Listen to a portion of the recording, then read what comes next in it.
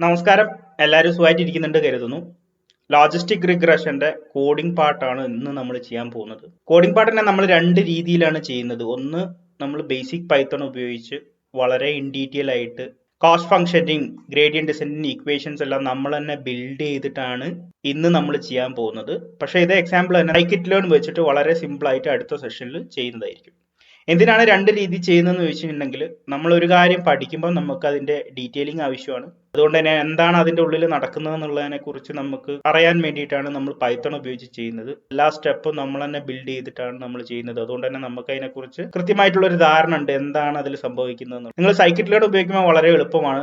രണ്ട് സ്റ്റെപ്പിൽ ഇതേ പ്രോബ്ലം തന്നെ സോൾവ് ചെയ്യാം. പക്ഷെ അപ്പൊ അതിന്റെ ഡീറ്റെയിലിംഗ് നിങ്ങൾക്ക് നഷ്ടപ്പെടും. എന്താണ് അതിന്റെ ഉള്ളിൽ സംഭവിക്കുന്നത്, കോസ്റ്റ് ഫംഗ്ഷൻ എന്താണ്, ഗ്രേഡിയന്റ് ഡിസെൻഡ് എന്താണ്, ഇതിനെക്കുറിച്ചൊന്നും ഇൻ ഡീറ്റെയിൽ ആയിട്ട് നമ്മൾ അറിഞ്ഞോളണം നിർബന്ധമൊന്നുമില്ല. പക്ഷെ അതും നമ്മൾ അറിഞ്ഞിരിക്കണം. കാരണം നിങ്ങൾ നാളെ ഒരു ആക്ച്വൽ പ്രോബ്ലം എടുത്ത് സോൾവ് ചെയ്യുകയാണെങ്കിൽ നമുക്ക് ഒരുപാട് ഡീറ്റെയിലിംഗിലേക്ക് പോകാൻ പറ്റില്ല. അപ്പൊ എത്ര എളുപ്പത്തിൽ നമുക്ക് ചെയ്യാൻ പറ്റുമോ അത്ര എളുപ്പത്തിലാക്കാൻ വേണ്ടിയിട്ട് അതുമായിട്ട് ബന്ധപ്പെട്ടുള്ള കാര്യങ്ങളെ കുറിച്ച് നമ്മൾ അറിഞ്ഞിരിക്കണം. അതുകൊണ്ടാണ് ഒരേ പ്രോബ്ലം തന്നെ നമ്മൾ രണ്ട് രീതി ചെയ്യുന്നത്. So let's get started. നമ്മൾ എന്താണ് സോൾവ് ചെയ്യാൻ പോകുന്നത് എന്നുള്ളതിൻ്റെ ഒരു പ്രോബ്ലം സ്റ്റേറ്റ്മെന്റ് ആണ് ആദ്യത്തെ പാരഗ്രാഫിൽ കൊടുത്തിരിക്കുന്നത്. പ്രധാനമായിട്ടും രണ്ട് എക്സാമിന്റെ ഡാറ്റ നമുക്കുണ്ട്. ആ രണ്ട് എക്സാമിന്റെ ഡാറ്റ വെച്ചിട്ട് ഒരു കുട്ടിക്ക് അഡ്മിഷൻ കിട്ടുമോ ഇല്ലയോ എന്നുള്ള ക്ലാസിഫിക്കേഷൻ പ്രോബ്ലം ആണ് നമ്മൾ ചെയ്യാൻ പോകുന്നത്. ഇത് ക്ലാസിഫിക്കേഷൻ ആണ്, കാരണം നിങ്ങൾ അഡ്രസ് ചെയ്യുന്നത് ഒരു യെസ് ഓർ നോ ക്വസ്റ്റ്യൻ ആണ്. നമ്മളിവിടെ ചെയ്യുന്നത് ഒരു ബൈനറി ക്ലാസിഫിക്കേഷൻ ആണ്. അത്രയും കാര്യങ്ങളാണ് ഈ ഒരു പാരഗ്രാഫിൽ പറയുന്നത്.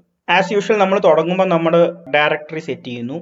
അതാണ് ഈ ഒരു പർട്ടിക്കുലർ സ്റ്റെപ്പിൽ ചെയ്യുന്നത്. അടുത്തതായിട്ട് നമ്മൾ ചെയ്യേണ്ടത് ഡാറ്റ ലോഡ് ചെയ്യണം. ഡാറ്റ ലോഡ് ചെയ്യുന്നതിന് മുമ്പ് നമുക്ക് വേണ്ടപ്പെട്ട ലൈബ്രറീസ് ഒക്കെ ഇമ്പോർട്ട് ചെയ്യേണ്ടതായിട്ടുണ്ട്. സോ numpy, matplotlib, pandas നമ്മളെ പരിചയപ്പെട്ട ലൈബ്രറീസ് ആണ് എല്ലാം. പാണ്ട വെച്ചിട്ട് നമ്മുടെ ഡാറ്റ റീഡ് ചെയ്യുന്നു.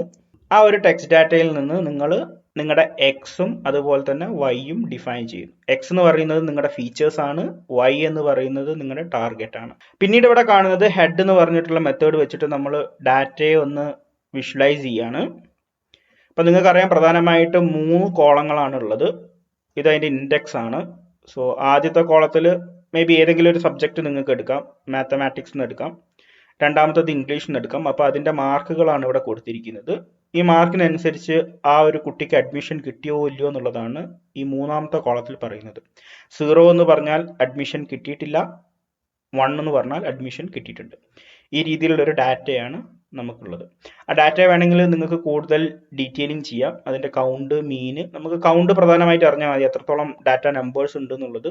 അതുപോലെ തന്നെ ഇൻഫോ വെച്ചിട്ട് നിങ്ങൾക്ക് കൂടുതൽ ഡാറ്റ പ്രീ പ്രോസസ്സിംഗ് ചെയ്യാവുന്നതേ ഉള്ളൂ. ഈ ഒരു ഡാറ്റയെ കുറിച്ച് എനിക്ക് കൃത്യത ഉണ്ട്. എങ്ങനെയാണ് ആ ഡാറ്റ എന്നുള്ളത് എനിക്ക് ഡയറക്റ്റ് അത് യൂസ് ചെയ്യാൻ പറ്റും. അതുകൊണ്ട് ഞാൻ അതിന്റെ അടുത്ത സ്റ്റെപ്പിലേക്ക് പോവുകയാണ്. അടുത്ത സ്റ്റെപ്പ് എന്ന് പറയുമ്പോൾ പ്ലോട്ടിംഗ് ദ ഡാറ്റയാണ്. അപ്പം നമ്മൾ എപ്പോഴും ഒരു ഡാറ്റ കിട്ടി കഴിഞ്ഞിട്ട് ഡാറ്റ പ്രീ പ്രോസസ് ചെയ്യുന്നു. ഡാറ്റ ക്ലീൻ ആയി കഴിഞ്ഞ് കഴിഞ്ഞിട്ടുണ്ടെങ്കിൽ നമ്മൾ അടുത്തത് ചെയ്യേണ്ടത് അത് പ്ലോട്ട് ചെയ്ത് നോക്കുക എന്നുള്ളതാണ്. അപ്പം അത് പ്ലോട്ട് ചെയ്യാനുള്ള സ്റ്റെപ്സ് ആണ് ഇവിടെ കൊടുത്തിരിക്കുന്നത്. മാറ്റ്പ്ലോട്ലിബിന്റെ ബേസിക് കോൺസെപ്റ്റ് ഒക്കെ വെച്ചിട്ടാണ് നമ്മളിവിടെ പ്ലോട്ട് ചെയ്തിരിക്കുന്നത്. പ്ലോട്ട് ചെയ്ത് കഴിഞ്ഞാൽ ഇങ്ങനെ ഇരിക്കും. ഈ ഡാറ്റ കാണുമ്പോൾ തന്നെ നിങ്ങൾക്ക് മനസ്സിലാവും എക്സാം 1 സ്കോർ ആണ് നിങ്ങളുടെ എക്സ് ആക്സിസിൽ, എക്സാം 2 സ്കോർ ആണ് നിങ്ങളുടെ വൈ ആക്സിസിൽ. അഡ്മിറ്റ് ആയവരാണ് റെഡ് പ്ലസ്സിൽ നിങ്ങൾക്ക് കാണാം അഡ്മിറ്റഡ്. അതുപോലെ തന്നെ ബ്ലൂ പ്ലസ്സിൽ വന്നിരിക്കുന്നത് നോട്ട് അഡ്മിറ്റഡ് ആണ്. നമുക്ക് സെപ്പറേറ്റ് ചെയ്യേണ്ട ഒരു ലൈൻ എന്ന് പറയുന്നത് ഈ രീതിയിലായിരിക്കണം. ലോജിസ്റ്റിക് റിഗ്രഷൻ വെച്ചിട്ട് നമുക്ക് അതെങ്ങനെ പ്രെഡിക്റ്റ് ചെയ്യാന്നുള്ളതാണ് ഇനി നമ്മൾ കാണാൻ പോകുന്നത്. ലോജിസ്റ്റിക് റിഗ്രഷൻ എങ്ങനെ ബിൽഡ് ചെയ്യാന്നുള്ളതാണ് നമ്മൾ ചിന്തിക്കേണ്ടത്. അതുകൊണ്ട് തന്നെ നമ്മൾ പഠിച്ച തിയറി ഒക്കെ നമ്മൾ മനസ്സിലേക്ക് കൊണ്ടുവരാം. നമ്മൾ ആദ്യം തന്നെ പറഞ്ഞത് സിഗ്മോയിഡ് ഫംഗ്ഷനെ കുറിച്ചാണ്. അപ്പോൾ ആ സിഗ്മോയിഡ് ഫംഗ്ഷൻ ബിൽഡ് ചെയ്യുക എന്നുള്ളതാണ് നമ്മുടെ ഫസ്റ്റ് സ്റ്റെപ്പ്. ഫംഗ്ഷൻ ഡിഫൈൻ ചെയ്തിട്ടുണ്ട് സിഗ്മോയിഡ് എന്ന് പറഞ്ഞിട്ട്. അതിന്റെ റിട്ടേൺ ഒന്ന് ശ്രദ്ധിക്കുക.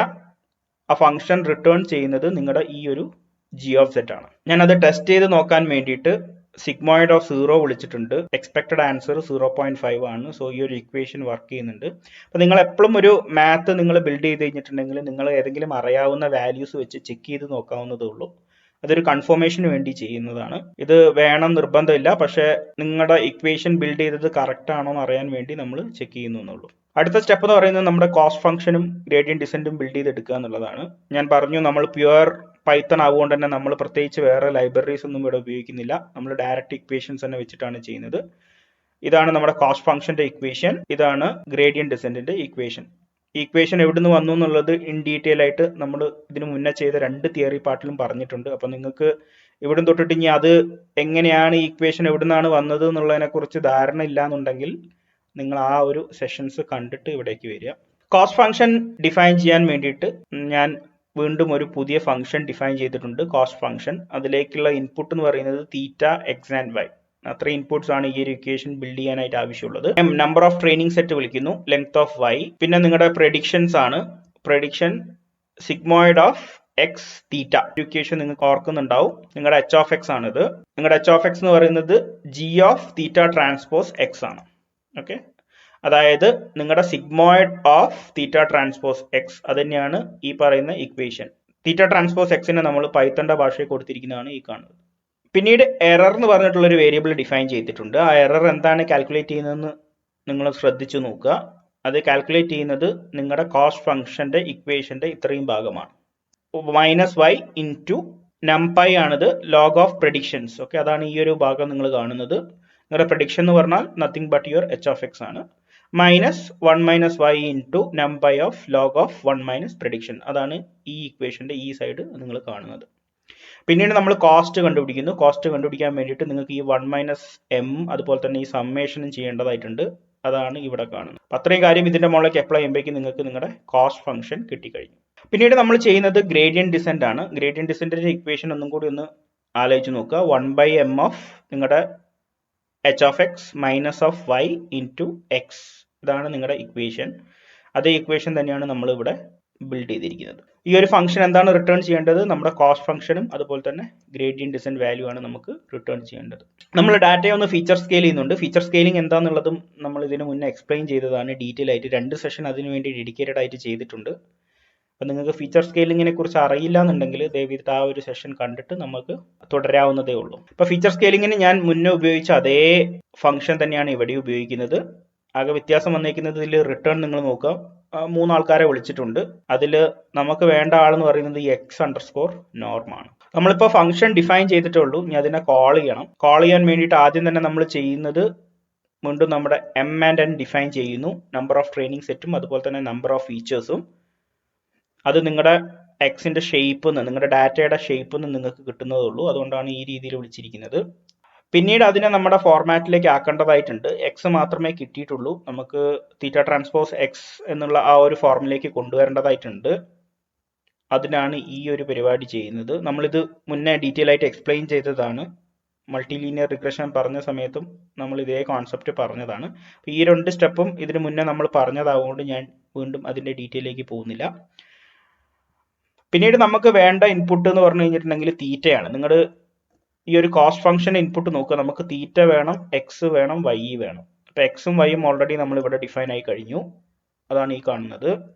നമുക്ക് വേണ്ടത് ഇനി തീറ്റയാണ്. അപ്പോൾ അതിനു വേണ്ടി ഞാൻ തീറ്റ ഇനീഷ്യലൈസ് ചെയ്യുന്നു. 0 ആണ് ഇനീഷ്യലൈസ് ചെയ്യുന്നത്. തീറ്റ ഇനീഷ്യലൈസ് ചെയ്യുമ്പോൾ ശ്രദ്ധിക്കുക, അതിന്റെ ഡയമെൻഷൻസ് n+1 ആണ് നമ്മൾ ഉപയോഗിക്കുന്നത്. അടുത്തതായിട്ട് നമ്മൾ ഈ ഒരു പെർട്ടിക്കുലർ ഫംഗ്ഷനെ വിളിക്കുന്നു കോസ്റ്റ് ഫംഗ്ഷൻ.